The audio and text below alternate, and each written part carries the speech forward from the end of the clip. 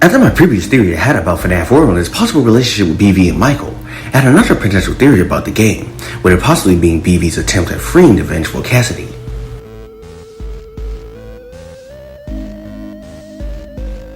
In Fast vs. Fright, we see that after the awakening of Jake and Andrew within a Stitch race, the two would communicate within the endoskeleton, with Jake being largely patient with the rude Andrew. However, after learning of Andrew's rage toward Afton, their deadly touch toward people, and the threat of the many agony-inflicted objects spread across town, Jake decided to find these objects with Andrew's help, although the boy refuses to do so.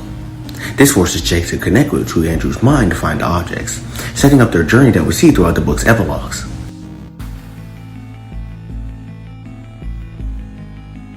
During several dialogues with Glitch Fredbear in FNAF World, we hear the bear mention a mysterious figure presiding and watching over the events of FNAF World, with Fredbear implying that whoever the figure is gaining amusement from the events of the game.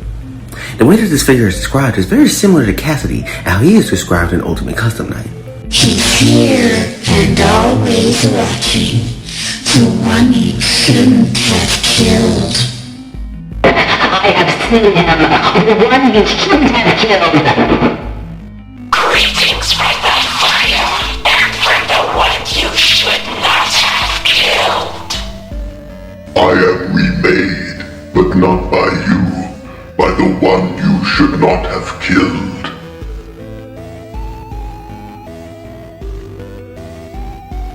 Within the FNAF movie, we get to see the dynamic between the MCI children as well as their paranormal nature.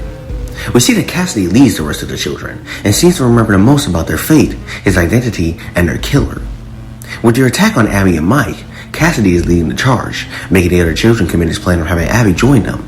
And when Afton commands the animatronics to kill the two, Cassidy is nowhere to be seen, only appearing after the spring locked and locked away in the back room.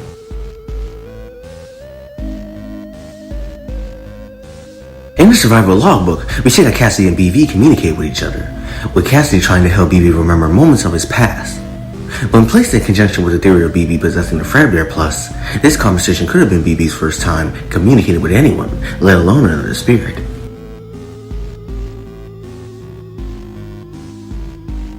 With everything in mind, my theory is that during the events of FNAF 3, Michael will bring the BV-possessed Fredbear Plus to the horror attraction, with the boy making contact with Cassidy using Mike's logbook.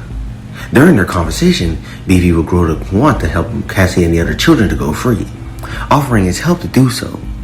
However, the conversation would go left when Cassidy would learn that Michael was BV's brother, enraging the boy and forcing BV to connect with Cassidy's mind. The boy would create FNAF World and Adventure Freddy that not only set up the breadcrumbs for Michael to find and free the MCI children, but also to make a potential good memory and free Cassidy. However, the boy would warp this memory and use it as his own amusement, possibly creating the various enemies in the game and allowing Adventure Freddy to continue through the game itself.